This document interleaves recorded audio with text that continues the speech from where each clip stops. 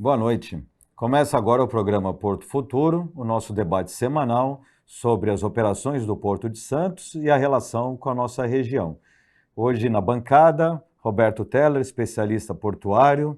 Boa noite, Roberto. Obrigado pela sua presença. Boa noite, Mauro. Obrigado pelo convite. Entrevistando a deputada federal Rosana Vale. Obrigado, deputada. Uma honra recebê-la aqui para falar sobre o nosso porto, né, e sobre a relação com a nossa cidade, né, com a nossa região, que muito tem a crescer nesse sentido. Isso mesmo. Obrigada, Samarco. Obrigada também, Teller, por essa conversa, para a gente levar cada vez mais ao conhecimento da população a relação do porto com a nossa cidade, as implicações, falar sobre emprego, enfim. Estou aqui como deputada federal à disposição. Deputada, até para começar, a senhora já está no segundo mandato, as relações de Porto, principalmente na questão de Congresso, em termos de regulação e legislação.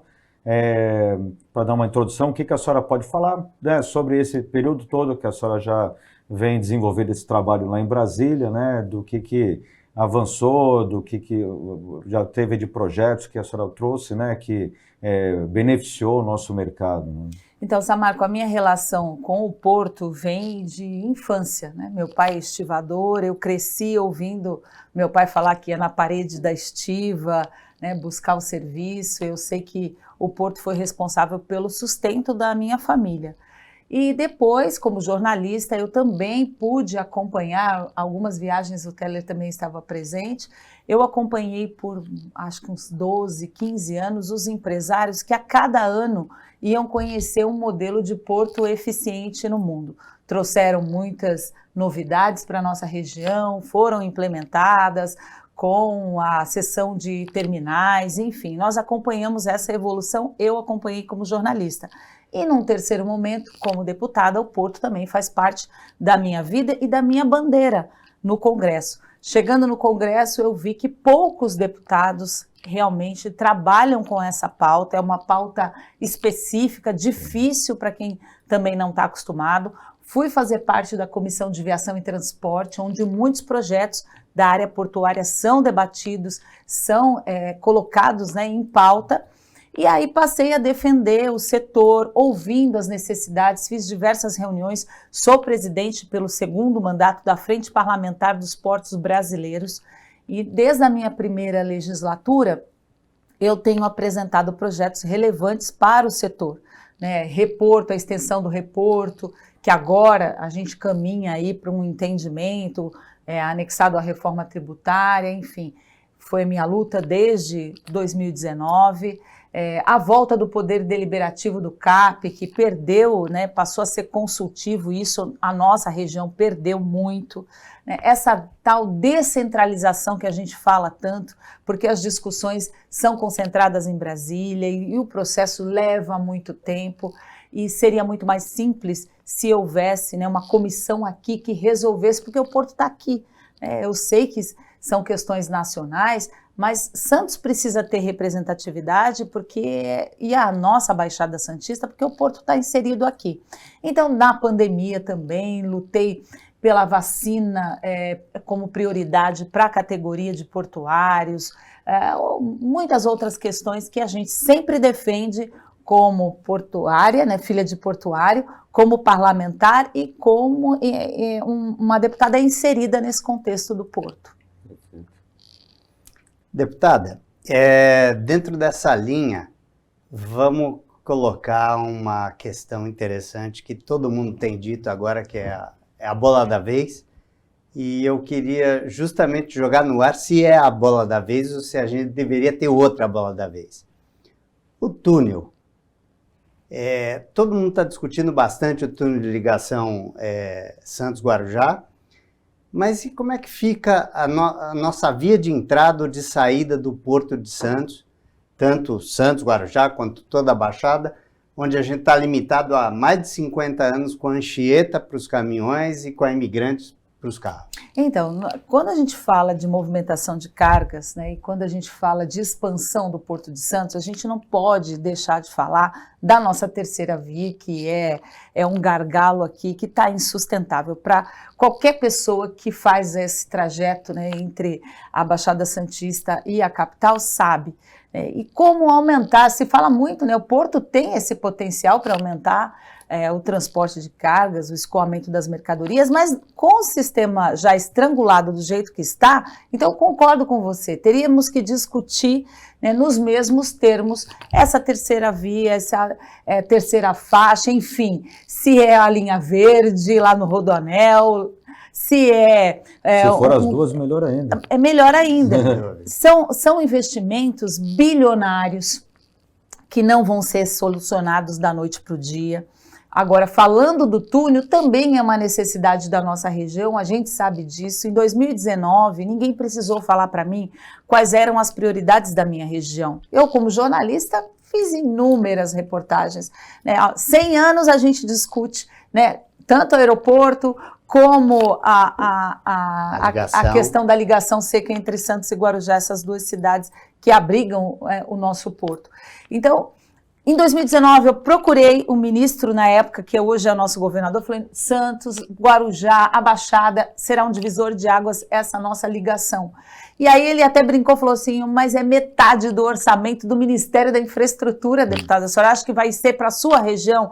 Nós temos que encontrar alternativas. E ele foi, buscou alternativas e começou a trabalhar esse processo de privatização, né, do porto, na verdade da gestão do porto, porque as áreas já estão praticamente privatizadas. E isso foi avançando com o temor dos empresários, e a gente entende por quê, né, porque se fala de regulação de tarifas, é a nossa autonomia, soberania nacional. Então, foi um assunto que foi denso, mas que ele enfrentou com coragem, fez audiências públicas, enfim. Aí houve a mudança de governo, e aí eu entendo como um retrocesso, né? Se o modelo ainda precisava ser aprimorado, e a gente entende que sim, mas era um avanço que tinha expectativa de geração de 60 mil empregos na nossa região, enfim, era a possibilidade de expansão e até essa terceira via que a gente quer tanto, né, entre a ligação entre o Planalto e a Baixada. Então, nesse sentido, a gente precisa, sem hipocrisia, porque é fácil colocar no PAC, que a gente está vendo, qual é o cenário hoje? Faz parte do PAC.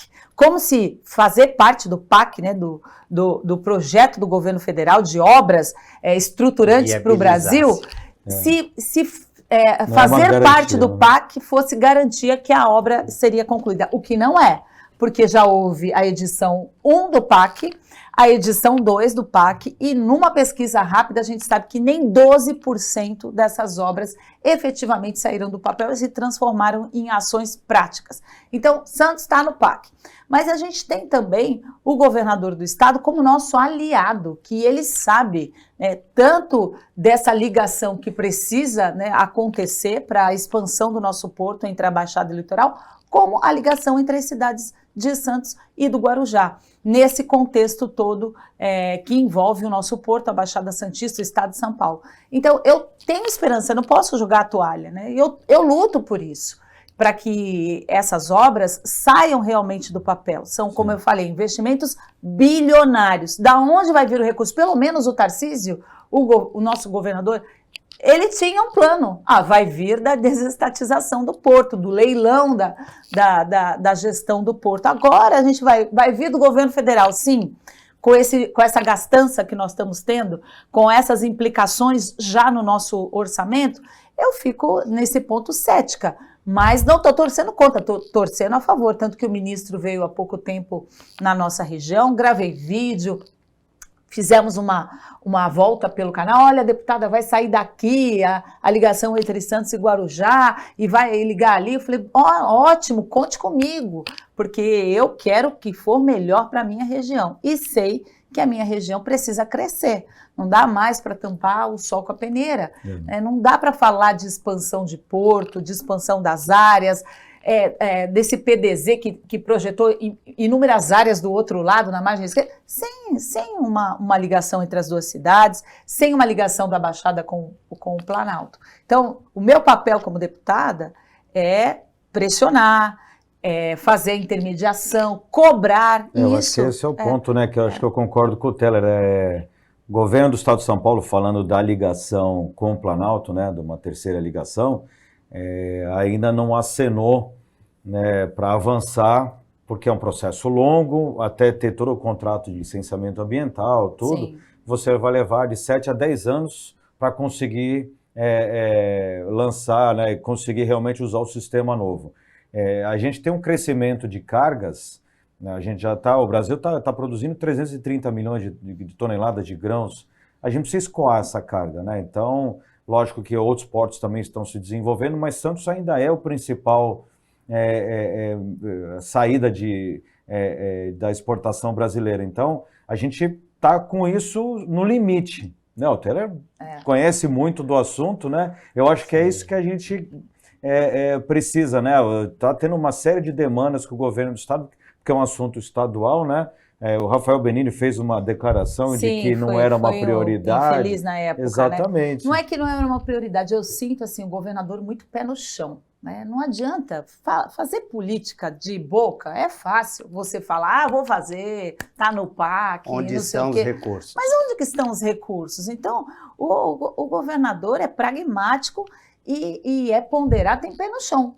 Como é que eu vou fazer? Então, talvez essa fala do Benini, até eu defendo nesse ponto, fala, bom, por enquanto a gente não está vendo alternativa. Eu sei que está se discutindo, por exemplo, no caso da liberação ambiental, se tivesse um caminho, e isso já foi até objeto até de uma reportagem, assim, seguir o mesmo traçado que é hoje, já economizaria em licenças ambientais, né? Por exemplo, da Imigrantes, o mesmo traçado. Mas eu não sei, precisa de um estudo ali para ver se é viável, né? Porque tem túneis ali, quilômetros de túneis ali, será que é possível, comportaria uma terceira via ali seguindo o mesmo traçado da Imigrantes? Eu não sei. Então, precisamos startar tudo isso e precisamos mostrar, e o governador sabe disso, enquanto ministro esteve aqui diversas vezes e sabe que isso é necessário para a expansão do porto, que nosso sistema está estrangulado. Está estrangulado para passeio, né? Está estrangulado para quem vai trabalhar. Imagine para transporte de cargas. E aí fica, e isso é prejudicial para a população de modo geral, porque os acidentes acontecem, aí na descida a gente vê van com caminhão e essa dificuldade toda, e é uma briga, e não deveria ser, porque são importantes, o turismo é importante, mas o transporte de cargas é importante, porque emprega a nossa gente, né? Dá emprego para a nossa gente. Deputada, vou só fazer um breve intervalo aqui, a gente volta no próximo bloco com mais discussão nesse assunto. Até mais.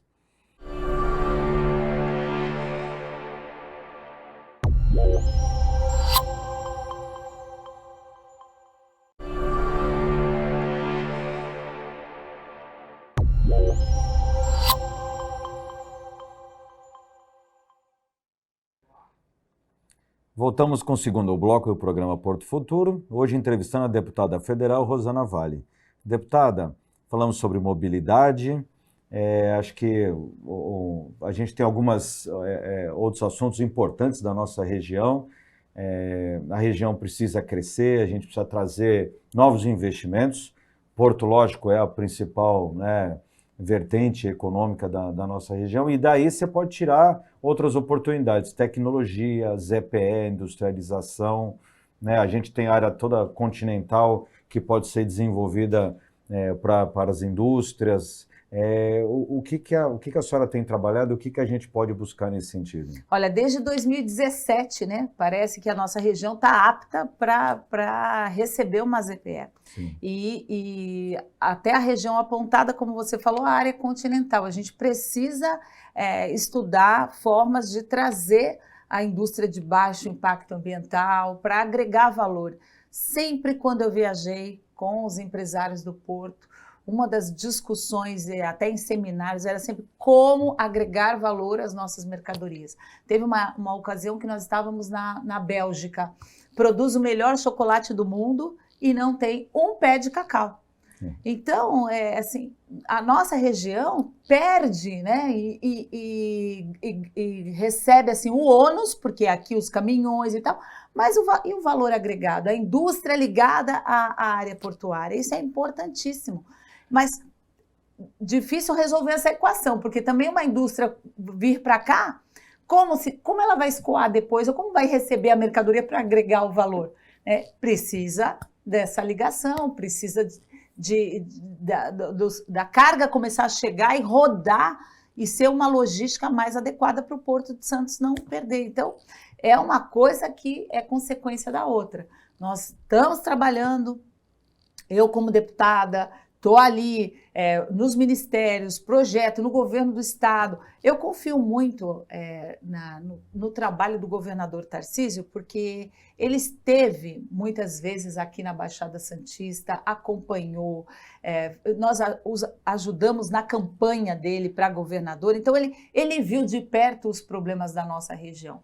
Então precisamos, é o primeiro ano dele, mas eu tenho certeza que ele vai estar empenhado em ajudar da melhor forma possível a Baixada Santista a se desenvolver. O que eu já reparava desde 2019, porque parece que as regiões, outras regiões do estado interior, por exemplo, são mais unidas na busca de conquistas para as suas regiões. A Baixada parece que anda meio entre os prefeitos, por exemplo, um clima de cidades concorrentes. Exato. Então são concorrentes, na praia são concorrentes, mas não vive só de praia a nossa região. Precisa que haja união dos prefeitos sem vaidades para poder trazer projetos importantes para cá, para que todas as cidades consigam dividir o bolo em fatias e todas saiam satisfeitas, enquanto uma cidade só, porque Santos acaba recebendo também toda essa saúde, aqui é a cidade mais desenvolvida, só que Santos paga pelas outras cidades não estarem desenvolvidas. Nós somos polo, né? Praia Grande também está conseguindo se desenvolver, mas os 9 municípios da Baixada Santista precisam crescer unidos, de forma conjunta, porque as regiões que conseguiram se desenvolver no Brasil, a gente tem exemplo disso, são regiões que se uniram. Para um projeto metropolitano, eu falo muito isso. Tem que ter projeto metropolitano para a saúde, para a mobilidade, para a destinação do lixo, para a área portuária também. A gente, lá na associação, na última eleição, a senhora deve ter acompanhado, que a gente fez um trabalho de conscientização do eleitor local, porque tem muita fuga de voto para deputados que não são da nossa região, que depois não tem nenhuma ligação e não vão trabalhar pelo nosso crescimento, né? Então, assim, a gente precisa aumentar a nossa bancada, a gente tem que ter uma bancada grande, forte, né? Que esteja realmente desenvolvendo um grande trabalho, para a gente daí conseguir vencer, né, as nossas dificuldades, né? E poder, de fato, avançar. Eu acho que tudo passa por uma grande união, acho que esse é o nosso anseio, né? Quando a política partidária estiver em segundo plano e a política pública estiver em primeiro plano, eu acho que a região avança. Mas enquanto a gente, olha, não vou ajudar ali porque depois ele vai querer concorrer comigo aqui, então eu vou travar. Essa política partidária e essa política rasteira, ela dificulta muito e a Baixada tem muito isso, infelizmente. Eu não falo contente com isso, eu sinto isso. Às vezes na reunião da bancada paulista, quantas vezes eu estava lá sozinha na reunião da bancada paulista, são 70 deputados, e eu defendendo a nossa região, trazendo recursos para a área da saúde e tal, e consegui trazer, mas se eu tivesse outros deputados junto comigo, mas assim, ainda tem muita essa vaidade, né? Eu não vou ajudar porque eu sou concorrente, sou adversário, e depois lá na frente vai me prejudicar. Então, a política partidária falando mais alto. Deputada, eu acho que uma solução para isso é sair um pouco da política, entrar um pouco no campo de discussão mais técnica. E aí, executivos sentarem, a ZPE é fundamental para a região, porque a ZPE muda completamente a malha, o modal viário que nós temos no Brasil. O modal viário hoje, 60% é rodoviário. A gente, para uma ZPE, para que a gente atraia todas as indústrias para cá, muda a malha rodoviária para ferroviária, então traz os insumos todos por ferrovia, traz os insumos todos por hidrovia, que é algo que a gente discute muito pouco no Brasil. A hidrovia está engatinhando. E aqui nós temos a hidrovia natural. Nós temos uma ligação com tudo. Nós temos o polo industrial de Cubatão, você vê, é tudo interligado até lá ao Paraná. E nós não usamos, não utilizamos. Se a gente colocar executivos, empresários discutindo isso, e trazer o pessoal da ferrovia, trazer o pessoal do modal viário, da hidrovia, trazer ANTAC, trazer todo mundo para a discussão, e os deputados e os políticos da região, eu acho que essa solução começa a aparecer. E você vê que esse era um trabalho que vinha sendo feito assim, pelo governador hoje e ministro na época, Tarcísio, que era a expansão da ferrovia. Aqui, quantas vezes a gente não teve audiência pública lá em Brasília para discutir a malha ferroviária interna do Porto, a ligação com o Planalto? Eu vi o quanto ele lutou por isso também. Só que tem um problema. Aí vem um novo governo que não tem política de continuidade e de Estado, tem política de poder, acabou tudo. Pronto, não presta mais, privatização, não estamos nem aí para privatização, nem desestatização, vamos começar. Aí a gente tem que começar do zero de novo. Por isso que precisa de uma mobilização da sociedade, né, e dos para não deixar esses projetos que são importantes para o Brasil não terem continuidade. Né? Na outra legislatura de 2019 a 2022, o Brasil avançou em pautas importantes, marco legal do saneamento, autonomia do Banco Central, quando houve aquela mobilização toda no auxílio emergencial para as empresas também, né, socorro, nós aprovamos projetos importantes, projeto BR do Mar, projetos importantes para o Brasil. E o que aconteceu? Na troca de governo, primeira coisa, uma das primeiras atitudes do novo governo foi tentar trazer um grande retrocesso que foi o decreto do marco legal do saneamento, acabava praticamente com o marco legal do saneamento, onde a gente tinha previsão, né, de universalizar o sistema de abastecimento. Tem 100 mil pessoas ou sem rede de água ou esgoto no Brasil. Né, o sistema até agora não deu certo. Então aí veio... É difícil a gente avançar num país dessa forma, onde quem está no poder quer se perpetuar no poder e não quer trabalhar para ver se a população vai gostar da ação e reeleger esse governo. O primeiro pensamento é como eu vou me perpetuar no governo. Acho que a questão da política de Estado para a infraestrutura, a gente precisa desenhar os projetos há 30, 40, 50 anos à frente, né? Você vê, ele está citando os exemplos aqui dos outros países, né? Singapura tem lá o terminal que opera 32 milhões de TEUs, de contêineres, né? Eles vão dobrar a capacidade, vão desmontar o terminal atual, então eles já estão vendo, projetando a capacidade que eles vão precisar daqui a décadas, né? A gente tem aqui a questão da capacidade aqui de movimentação no nosso porto. Teria o STS-10, que seria um novo terminal de contêineres, agora mudou a configuração, né? Então, realmente a gente precisa se mobilizar para ter... Já mudaram os projetos, né? Porque essa parte do Parque Valongo que a prefeitura está fazendo, uma parte era do STS-10 ali, que parece que vai ser estacionamento, ou seja, já desconfigura. Não é bem... na verdade, assim, o Parque Valongo é do 1 ao 8, que é aquela área que estava Mas não tem uma sem parte uso. que É vai o terminal ser cedido é o Concais, né? É o terminal de passageiros que vai ocupar onde hoje é a Ecoporto, né? E aí pega realmente a parte do STS-10. O Ecoporto permanece, um pedaço do Ecoporto vira Concais. É isso. Esse projeto... o Parque Valongo, a gente... aprova, porque, lógico, uma área está degradada ali, mas que não vai ser a solução, porque vai transformar aquele espaço ali num calçadão, só que os trens estão continuando ali, o caminhão tá, e a gente precisa falar, porque, né, sai na imprensa, é maravilhoso, não vai, porque é uma área de lazer ali, só que e o complexo, e o entorno, como é que vai fazer? A população, eu vou levar, se eu tiver meu filho, eu vou levar ali, aí numa poeira de trem passando o tempo todo, caminhão ali, estacionando. Pode acontecer, e eu espero que não, mas pode acontecer o que aconteceu com o Museu Pelé. Museu Pelé, é lindo, tá bacana, lá as pessoas vão, tá ali, pouco frequentado. Por quê? Porque o entorno está degradado.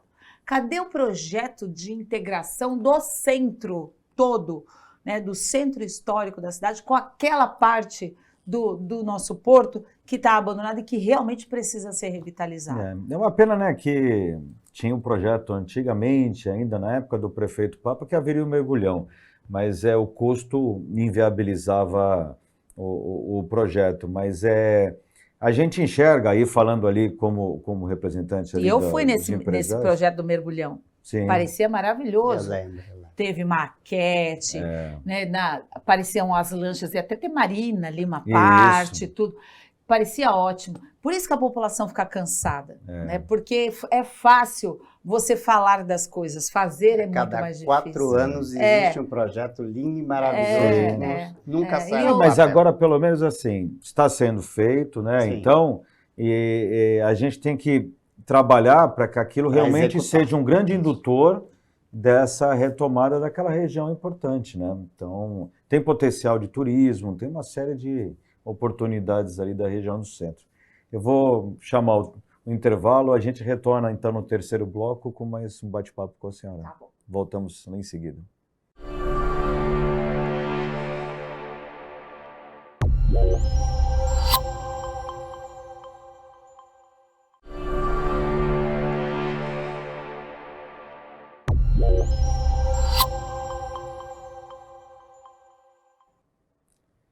Voltamos com o terceiro bloco do programa Porto Futuro, recebendo hoje a deputada federal Rosana Vale. Deputada, falando agora aqui, a gente falou de hidrovias, a autoridade portuária, o presidente Pomini, ele reportou que tem um projeto para mudar, alterar a poligonal, incluir algumas áreas em São Vicente. Seria uma oportunidade, então, através, provavelmente, acredito que os usos de hidrovias, né, de alguma forma, conseguir atrair também o São Vicente para dentro do complexo portuário. Nessa questão de uso de hidrovias, de mobilidade de pessoas, né, o que a senhora enxerga, né? O que vocês têm estudado sobre isso? Então, eu fiz uma pergunta uma vez para um ministro, né, no governo, acho que foi no governo Dilma, sobre os projetos de hidrovia para a nossa região, que já estavam sendo discutidos já há um tempo. Inclusive na Holanda nós vimos, né, eu não me lembro a cidade que a gente esteve na Holanda. Onde tinha a Heineken. Isso. Onde tinha a Heineken. E a cerveja toda ia por barcaças. Isso. E nós discutimos ali naquela época que Cubatão, Santos, São Vicente já é um trajeto natural. Né, e a gente precisava investir. E não é um investimento também, né, faraônico. Daria realmente para se tornar viável.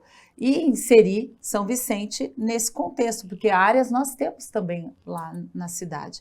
Então, eu sou a favor, apoio, né, acho que a nossa região tem que buscar caminhos, né, por conta realmente desse gargalo que está chegando. Você falou 2030, já não vai ter mais condição o porto de expansão, por conta que não consegue receber as mercadorias, porque o nosso sistema já está travado, né, em 2030. Então, é logo ali.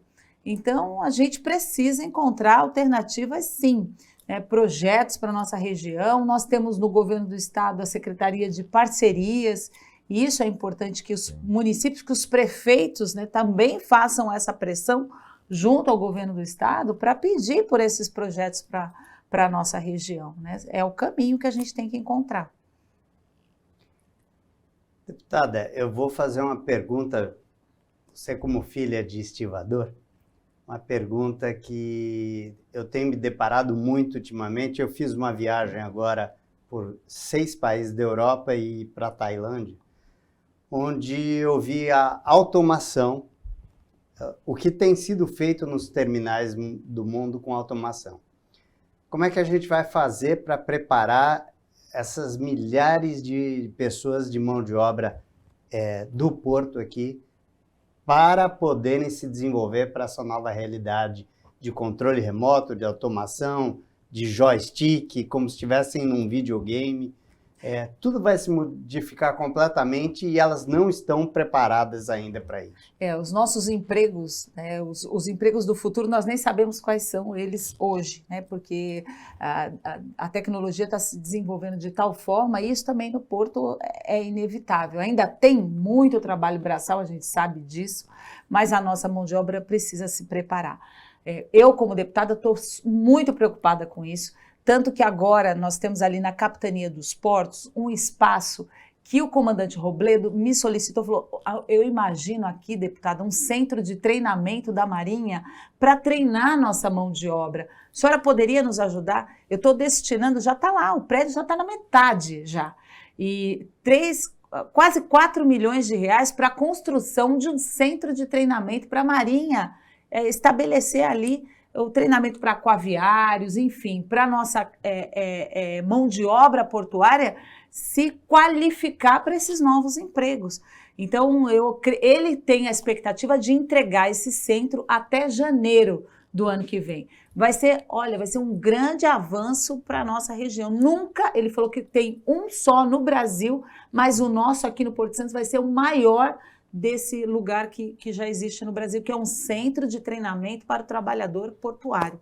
Então, estou muito... Mas isso é para oficiais da Marinha, quem faz parte do Corpo Militar, por exemplo, somente, o Senep, ou vai atender... O Senep, que tem parceria com o Porto, com os trabalhadores, também pode colocar ali sua tecnologia, até joystick, simuladores, enfim...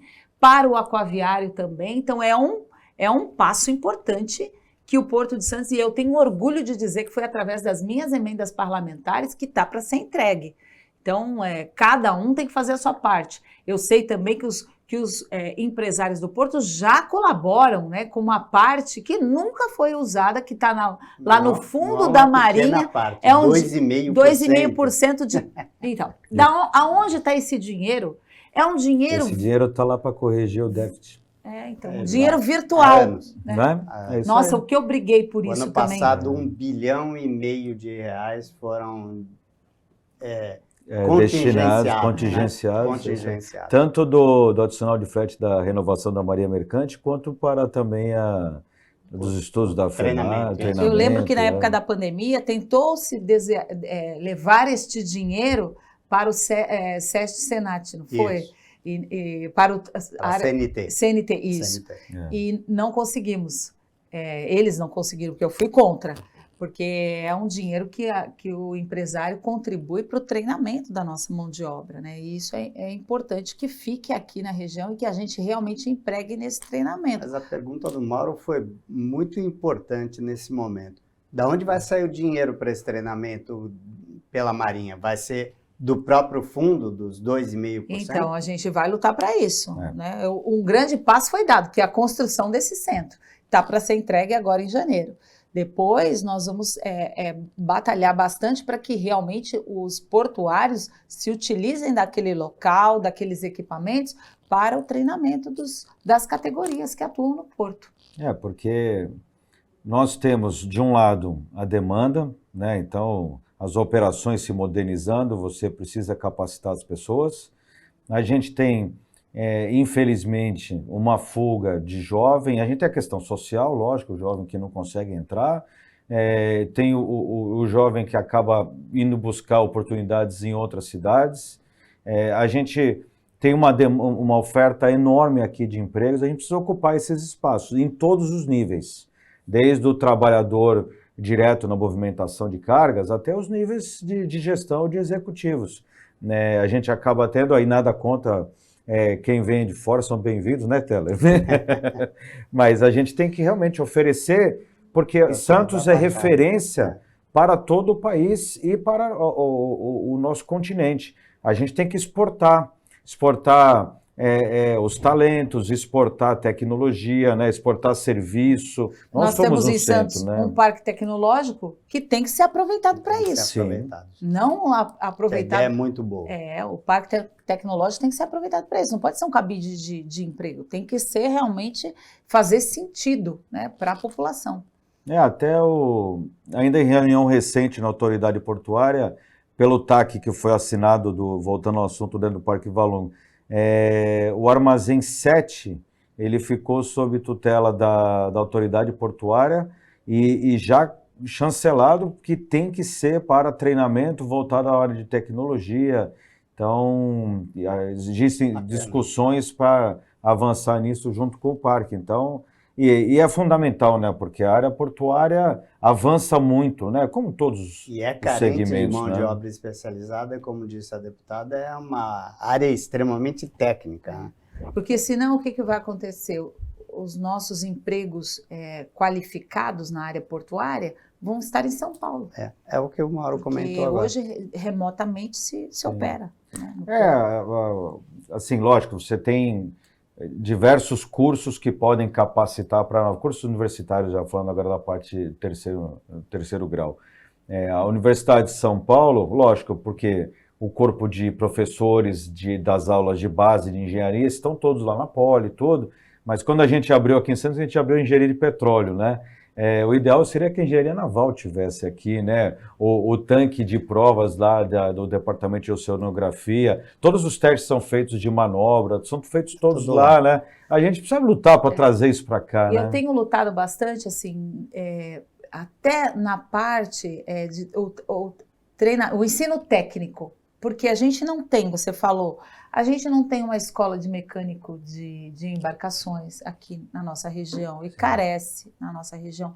Eu lutei muito para que a escola de mecânico de aeronaves não saísse da ETEC, porque o curso acabou no meio, deixando os alunos desguarnecidos, as mães chateadas, porque esse curso, que tem quase 50 anos, ele foi responsável pela formação de muitos profissionais que estão trabalhando no Brasil e até no exterior, e acabam um curso desse.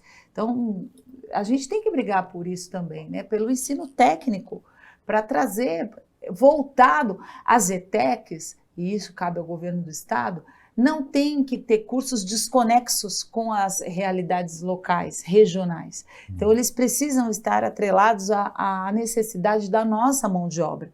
Né? Também essas parcerias são importantes com o porto, o estado com o porto, a cidade com o estado e com o porto. Né? Precisa fazer esse elo se fechar. Perfeito. A gente está se aproximando aqui do final do programa. Acho que gostaria de deixar para a senhora fazer as suas considerações aí, né? Palavra aberta, mas te agradecer pela sua presença, deixo o convite para voltar novamente, assim também com meu amigo Teller, e nessa dinâmica, um dia, Teller, você também estará sendo entrevistado aqui, passando o teu conhecimento. Obrigado, deputada, e aguardo, então, uma nova oportunidade. Tá certo, Samarco. Obrigada, Teller, também. Obrigada a você que acompanhou a gente. Essas discussões são importantes, esse bate-papo é importante, a gente descomplica, né, para a população poder entender, porque como vocês mesmos disseram, e eu também, a atividade portuária está ligada com a nossa região. Então, a gente precisa lutar bastante para que a nossa região tenha trabalho. O porto significa trabalho. A relação do porto com a cidade precisa melhorar cada vez mais, porque assim a gente vai desenvolver a Baixada, o estado de São Paulo, e o porto forte fortalece o Brasil. Então, agradeço aí mais uma vez a participação. Teller, obrigado. Obrigado a você. Conto com você nesses próximos desafios. E, deputada, então a gente segue junto no trabalho, vamos aí lutar pelo nosso porto e pela nossa região. Isso aí. Obrigado, até a próxima. Obrigada. Voltamos na próxima segunda, sempre após o programa Roda Viva, toda segunda-feira. Boa noite.